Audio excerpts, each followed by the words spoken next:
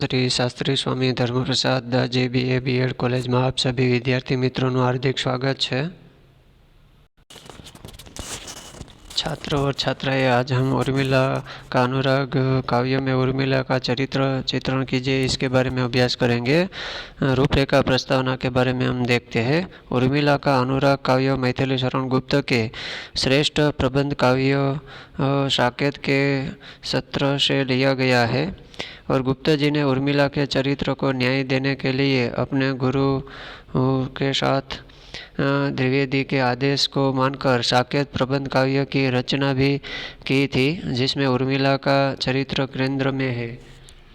तो यहाँ मैथिली शरण गुप्त ने जो प्रबंध काव्य साकेत है, इसमें से लेकर गुप्ता जी की उर्मिला के चरित्र को जो न्याय देने के लिए जो अपनी बात कही है, द्विवेदी के आदेश को मानकर साकेत प्रबंध काव्य की रचना की और जिसमें उर्मिला का एक चरित्र केंद्र में भी रखा गया है। कविवर गुप्ता जी ने प्रस्तुत काव्यांश में उर्मिला के चरित्र की नवीन उद्भावना की है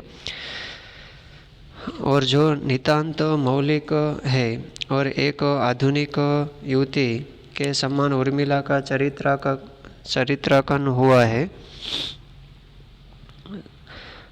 और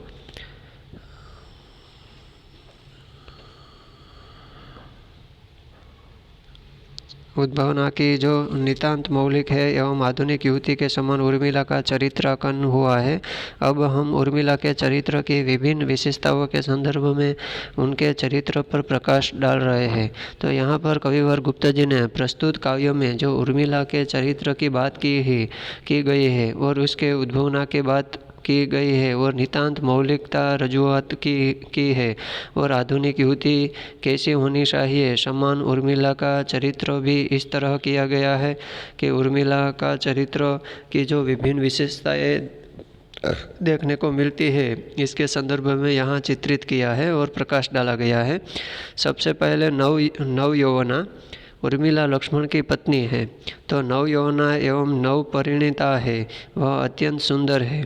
उसकी आंखें खंजन पक्षियों की तरह सुंदर, बड़ी बड़ी और आकर्षक थी। स्वयं तोता भी उर्मिला की नाक को दूसरा तोता समझता है। उसकी आँखों की कांति भी अद्भुत है, जिससे उसकी नथुनी में लगा मोती भी दाड़िम का दाना सा लगता है। लक्ष्मण अपनी पत्नी की सुंदरता और यौवन के प्रति अत्यधिक आसक्त है। लक्ष्मण उर्मिला के इस रूप की प्रशंसा करते हुए उचित ही कहते हैं कि अमृत भी पल्लव पदों में है भरा, विसर मन को भी जो बना दे हरा। तो यहाँ नव यौवना की जो बात की है, खास तौर पर उर्मिला की जो बात की गई है, उर्मिला लक्ष्मण की पत्नी है और साकेत में भी मैथिली शरण गुप्त ने बताया है। और नव यौवना एवं नव परिणीता है, वह अत्यंत सुंदर नारी के रूप में उभरती है और उसकी आंखें भी खंजन पक्षी की माफक सुंदर और बड़ी बड़ी आकर्षक थी। और स्वयं तोता भी उर्मिला की नाक को दूसरा तोता समझता है, ऐसी उसकी नाक थी। उसके ओठों की कांति भी अद्भुत है, जिससे उसकी नथुनी में लगा मोती जैसे दाड़िम में जो दाना सा लगा हुआ होता है, इस तरह लग रहा था। और लक्ष्मण अपनी पत्नी की सुंदरता और यौवन के प्रति अत्यधिक आसक्त दिखाई देते थे। और लक्ष्मण उर्मिला के इस रूप की प्रशंसा करते हुए एक पंक्ति भी लिखता है कि अमृत भी पल्लव पदों में है भरा और विसर मन को भी जो बना दे हरा। अर्थात यहाँ लक्ष्मण ऐसे कहते हैं कि उसके पल्लव पुटों में अमृत भरा हुआ है, जिसका स्पर्श मात्र से उदास मन को भी प्रसन्न कर देता है। इस तरह इसका सौंदर्यता का वर्णन किया गया है। और लक्ष्मण उर्मिला की बाकी चितवन पर मोहित हो चुका है। वह इसका स्वीकार करता हुआ कहता है कि यानी कि बलि तुम्हारी एक बाकी दृष्टि पर, मर रही है जी रही है सृष्टि भर। तो यहाँ लक्ष्मण ने जो अमृत भरा हुआ जो उसके मात्र स्पर्श से जो उदास मन है वो भी प्रसन्नता में भर आता है। इस तरह लक्ष्मण उर्मिला की जो बातों को ध्यान में रखकर एक मोहित हो चुका था और उसे स्वीकार भी करता था। बलि तुम्हारी एक बाकी दृष्टि पर, मर रही है जी रही है सृष्टि भर। तो समस्त सृष्टि उर्मिला की एक बाकी नज़र पर मर रही है और उसके संसर्ग से पृथ्वी पर स्थित पहाड़, जंगल, समुद्र, आकाश की शून्यता स्वर्ग के समान मनोरम दिख पड़ते हैं।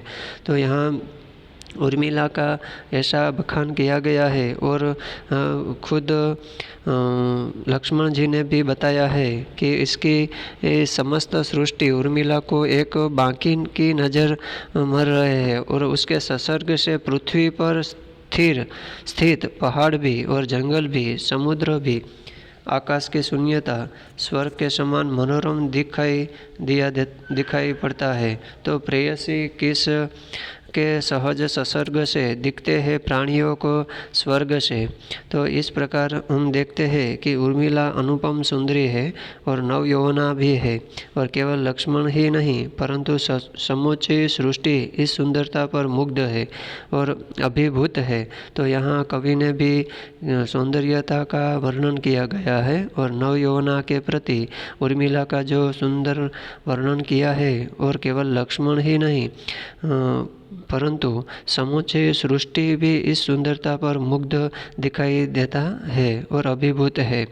इसके बाद वाक्पटु के रूप में भी उर्मिला का जो वर्णन किया है कवि ने, वो भी गुप्त जी ने उर्मिला के व्यक्तित्व को जो आधुनिक युग के परिवेश के अनुरूप जो बनाया है वो आधुनिक युग की एक पढ़ी लिखी, तर्कशील और युवती के समान उर्मिला वाक्पटु है, तर्कशिला है। इस तरह यहाँ गुप्त जी ने उर्मिला का वाक्पटु के बारे में बताया गया है कि आधुनिक युग में जो नारी का परिवेश हो यानी कि अनुरूप बनाया गया है अथवा आधुनिक युग की जो पढ़ी लिखी स्त्री या तर्कशील युवती है, इसके समान उर्मिला भी वाक्पटु है और तर्कशील नारी है। तो यहाँ उर्मिला की जो वाक्पटुता का परिचय हमें काव्य के आरंभ में ही जो मिल जाता है,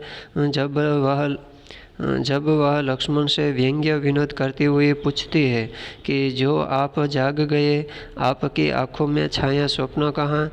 वस्तुतः वह लक्ष्मण पर व्यंग्य बाण चलाते हुए कहना चाहती है कि क्या तुमने किसी पराई नारी से प्रेम करना तो शुरू नहीं किया है ना।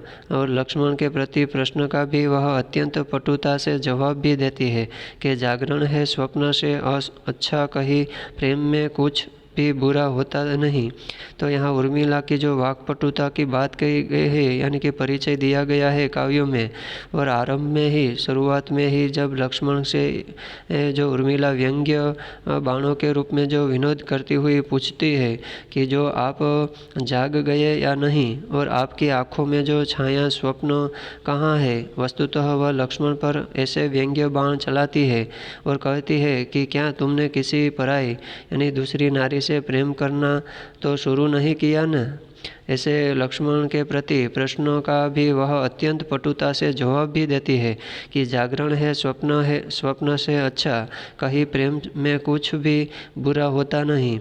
तो इस तरह जो उर्मिला की जो चरित्र का वर्णन किया है, उर्मिला की जो वाक्पटुता की बात की गई है गुप्त जी ने, वो भी सराहनीय है। और नवयौवना नारी किस प्रकार उर्मिला लक्ष्मण की पत्नी के रूप में सुशोभित है, इसके बारे में भी वर्णन किया गया है। हाँ, तो छात्रों और छात्राएं, आज हम जो उर्मिला का चरित्र चित्रण भाग 1 के बारे में अभ्यास किया है, कल हम उर्मिला का चरित्र चित्रण भाग 2 के बारे में अभ्यास करेंगे। अस्तु।